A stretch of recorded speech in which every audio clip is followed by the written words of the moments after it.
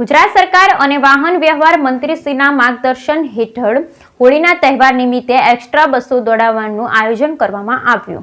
ગુજરાત સરકાર અને વાહન વ્યવહાર મંત્રીશ્રીના માર્ગદર્શન હેઠળ હોળીના તહેવાર નિમિત્તે એક્સ્ટ્રા બસો દોડાવવાનું આયોજન કરવામાં આવ્યું।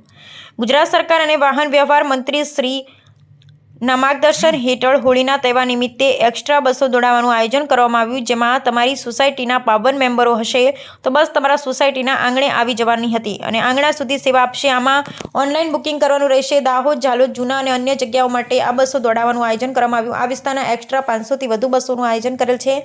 એક્સ્ટ્રા બસો તારીખ 10, 11 ને 12 કરવામાં આવશે, જેથી મુસાફરોને હાલાકીનો સામનો કરવો પડે। આ એક્સ્ટ્રા બસોમાં કોઈ જાતનું ભાડું વધારવામાં આવશે નહીં, જે રેગ્યુલર ચાલે છે એ જ ભાડું રહેશે। Bureau report Sunil Ganjawala, Surat.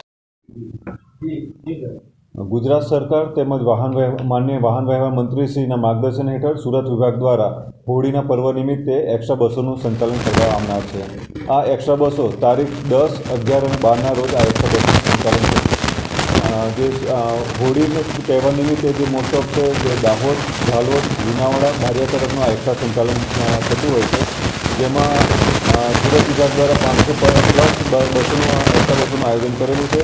અને આ જે સુરતથી ઉપરથી એક્સ્ટ્રા બસો સુરત સેન્ટ્રલ બસ સ્ટેશનની સામે જિલ્લા પંચાયતનું ગ્રાઉન્ડ છે કે જે હાલમાં સિટી બસ ચાલે છે, ત્યાંથી આ એક્સ્ટ્રા બસોનું સંચાલન થશે। તદુપરાંત રામચોક પરથી પણ આ એક્સ્ટ્રા બસોનું સંચાલન થશે। ગત વર્ષે 480 બસોનું એક્સ્ટ્રા બસોથી સંચાલન થયું હતું અને તેમાં 30,000 મુસાફરોએ લાભ લીધો હતો અને એમાં 80 લાખની સુરત વિભાગમાં આવક થઈ। આ વખતે અમે 550 બસોનું આયોજન કરેલું છે અને આમાં 1 કરોડ સુધીની આવક આવશે અને અમે ટાર્ગેટ છે કે 40,000થી 45,000 મુસાફરોને અમે પરિવહન કરીશું। દરેક વખતે સુરત હોળી અને ધૂળેટીના પર્વ દાહોદ, ઝાલોદ, લુણાવાડા, બારિયા તરફનું એક્સ્ટ્રા સંચાલન હોય છે અને તદુપરાંત જે અમારી જે એસટીની જે હોય છે કે એસટી આપના દ્વારે જે અમારે જે 52 પેસેન્જર એક સાથે હશે અને પોતાની જો માંગણી હશે તો એમને સોસાયટી સુધી અમે ગાડી આપીશું અને એમના વતન સુધી ડાયરેક્ટ એમને મુસાફરી કરી શકશે।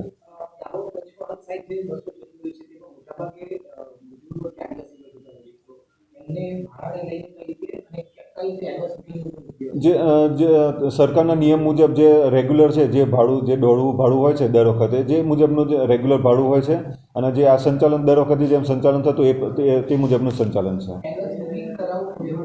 જે અમારું રેગ્યુલર બસો છે જે એમાં રેગ્યુલર બસો જે ઓનલાઈનમાં છે તેમાં ઓનલાઈન બુકિંગ થશે। જે આ જે બસો છે એ ઓફલાઈન છે। જેવું પબ્લિક આવશે અમારી જોડે બસોની વ્યવસ્થા કરેલી છે, જેમ બસ પબ્લિક આવશે એમાં બસમાં મુસાફર બેસી અને મુસાફરી કરી શકશે।